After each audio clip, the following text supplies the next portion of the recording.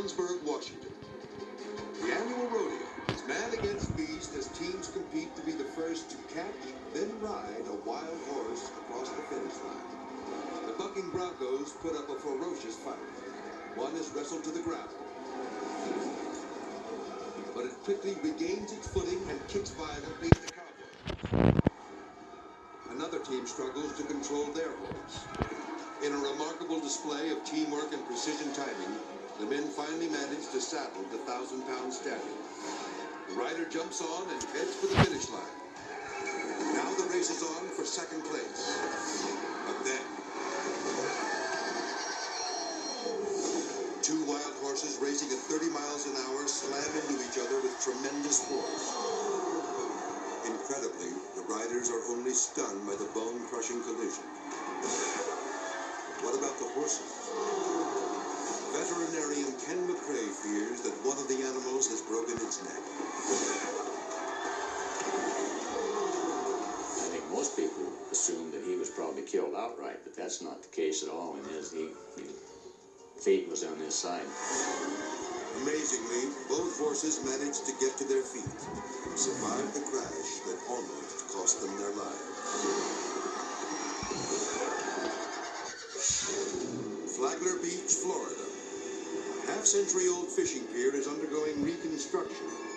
650 feet from shore, a crane is being used to dismantle the last of the old wooden pilings.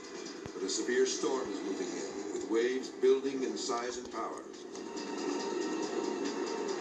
Back on the pier, the construction workers race to protect their tools and equipment.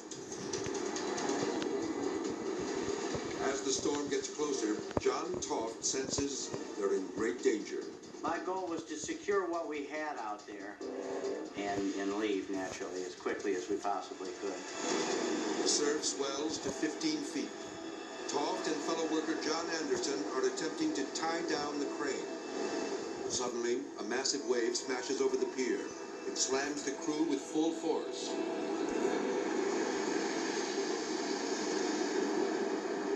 Sweeping Anderson into the churning sea.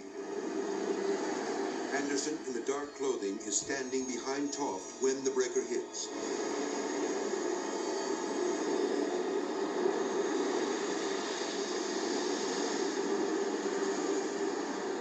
Toft runs to throw him a life preserver, but it's too late.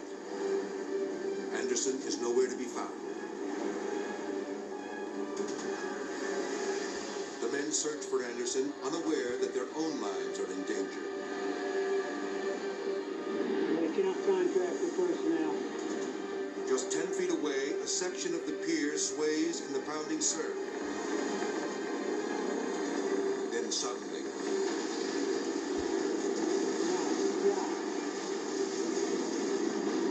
the towering structure collapses into the raging ocean. The sound of the waves was deafening, thundering. And there was a large creaking sound, and then it was gone. Somehow, Toft and another man make it to safety. They dodge the heavy beams that crash down around them. Despite this horrifying close call, the men turn their attention back to their co-worker, who is yet to be seen. Then they spot something in the water. It's John Anderson, and he's alive. I remember hitting the water and then looking up and staying away from all the extra lumber that's down there. I can still see there's more of it still coming out. Anderson struggles to stay afloat as giant sections of wood rain down from the disintegrating pier. Well, I remember being in the water and looking for something to hold on to. I had a bunch of coats and everything on. I kept going south. I was heading south hard. The current sweeps Anderson out of harm's way, allowing him to escape with only minor injury. I'll never forget the day we were out there and the power of the ocean. I'm very fortunate and very lucky that we all walked away from there unscathed and unhurt.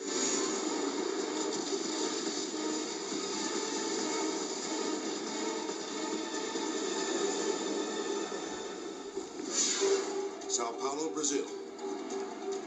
For Fernanda Viana is being held hostage at gunpoint. The gunman is Leonardo Pereja, an escaped convict who has been sentenced to 40 years for murder. The desperate fugitive is demanding $50,000 and a getaway car. Officers surround the building. But Pereja uses Fernanda as a human shield, cloaking them both in a sheet to prevent sharpshooters from getting a clear shot.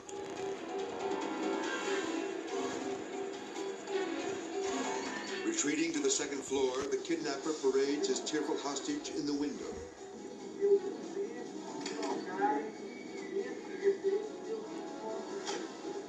Fernanda cries out for help. After several agonizing hours, police agree to pay the ransom. Pereja allows a negotiator to approach him with a cell phone, so he can confirm that the money has been transferred to a special bank account. But police inform him that until he releases the girl, there will be no car. The crazed gunman is enraged. Suddenly, he opens fire on a crowd of onlookers. Thankfully, no one is hurt. Police finally convince Pereja to allow a volunteer to take Fernanda's place. Luis da Silva, a friend of the young woman's family, bravely steps forward to change places with her. After the exchange, Fernanda is rushed away to be reunited with her family. The standoff is far from over. Pereja orders the police to tape newspapers in the windows of the getaway car to shield him from the view of sharpshooters. When darkness falls, he forces Da Silva into the car. Officers agree to keep their distance, and the fugitive vanishes into the night. Fortunately, the hostage is released unharmed. Pereja escapes, but is captured 2 months later and returned to this penitentiary. But this outlaw isn't about to end his reign of terror. Pereja strikes again. This time, he leads a prison uprising and takes the warden hostage. Once more, he demands a ransom. But he also wants 40 getaway cars, so he can lead more than 100 prisoners in a massive jailbreak. When authorities refuse, Pereja fires into the air, threatening to kill the warden. The terrified hostage cries out for mercy.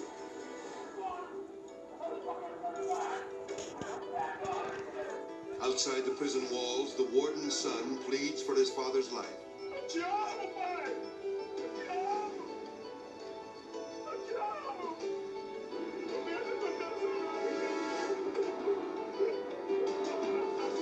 Again, the police have no choice but to meet the brazen gunman's demand. That evening, Pereja parades the convoy of convicts out of the penitentiary gates, but they don't get far. A police ambush brings the daring escape to a sudden halt. All of the fugitives are captured and returned to the prison. All that is, except for Leonardo Pereja. Incredibly, he evades arrest a second time.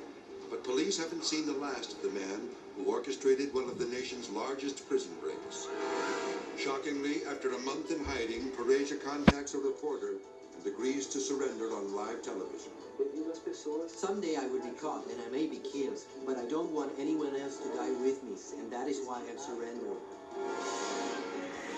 Because of his crimes, Pereja is sent to a maximum security prison for the rest of his life, finally bringing to a close one of the most notorious criminal cases in Brazil's history. Coming up, a stunt goes wrong, turning a daredevil into a human torch. Plus, a stadium wall collapses, sending terrified soccer fans plunging to the ground. When the world's most amazing videos continues.